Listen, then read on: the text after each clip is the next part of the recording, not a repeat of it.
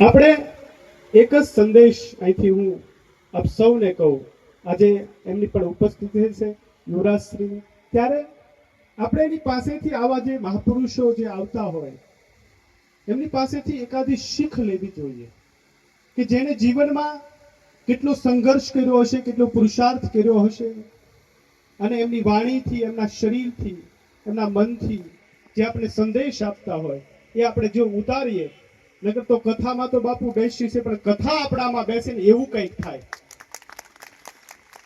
આ કથા ગંગા છે, આપ સૌ જાણો છો, બાપુના સત્સંગમાં સાંભળતા જશો કે આ કથા છે એ ગંગા છે. પેલી પણ એક ગંગા છે, એમાં પણ સ્નાન કરવા જઈએ એમાં તો પાપ ધોવાય જ બાપુ. જે મોટી ગંગા જે છે હરિદ્વારમાં વહે છે એ ગંગામાં સ્નાન કરે એટલે પાપ ધોવાય જ. જો શંકા વિશંકા શ્રદ્ધા ન હોય તો ન ધોવાય, પણ જો શ્રદ્ધાથી સ્નાન કરીએ એટલે એ પાપ ધોવે છે. પણ આ કથા ગંગા જે છે, આ કથા ગંગામાં રામચરિત માનસમાં લખ્યું છે કે કાક પીક બકહુ મરાલા. બહુ સમજવા જેવી નાની એવી વાત છે. શું લખ્યું? કાક પીક બકહુ મરાલા, કે આ કથા ગંગામાં જે સ્નાન કરે એ કાગડો હોય કોયલ બની જાય, બગલો હોય એ હંસ બની જાય. આવું બનતું હોય ખરું? આ દૈહિક પરિવર્તનની વાતો નથી, પણ આ કથા ગંગામાં જે સ્નાન કરે એ કાગડા જેવી કર્કશ વાણી બોલવા વાળો વ્યક્તિ પણ કોયલ જેવી મીઠી વાણી બોલતો થઈ જાય. એ છે આ કથા ગંગા. બગલા જેવો દાંભિક માણસ આ કથા ગંગામાં સ્નાન કરી લે તો હંસ જેવો વિવેકી આવી જાય એની અંદર. તો આ કથાના માધ્યમથી આપણા સૌના જીવનમાં, આમ તો રામચરિત માનસ આપણે જીવન જીવવાનું શીખવાડે.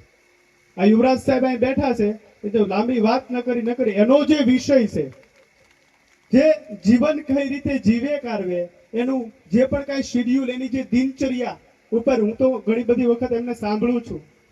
એને મેન ગોલ, એનું વિઝન, આખું જીવન કઈ રીતે બનાવવું, એની ડાયટ શું, ભોજન શું, આહાર શું, એક્સરસાઇઝ શું, આ જ્યાં સુધી જીવનમાં જીવનચર્યા ઉતરે ત્યાં સુધી બધું ફોગડ જાય. એટલા માટે આપ સૌ એમની પાસેથી આપણે સૌ સંદેશ લઈએ અને આપણે જીવન બાબતનું થોડું ધ્યાન રાખીએ.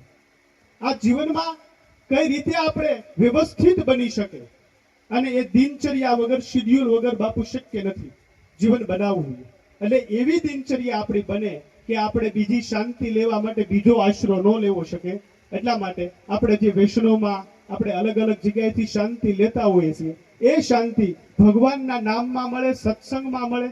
એ શાંતિ ગોતતી તો એ શાંતિ સાત્વિક છે, બાકીની બધી શાંતિઓ રાસિક છે. એટલા માટે આપણે શાંતિ લેવી હોય તો આવા ભગવાનના શરણમાં, ધર્મના શરણમાં લઈએ. બસ એ વાતની સાથે મારી વાતને વિરામ આપું છું. બધાને જય સિયારામ, જય માતા.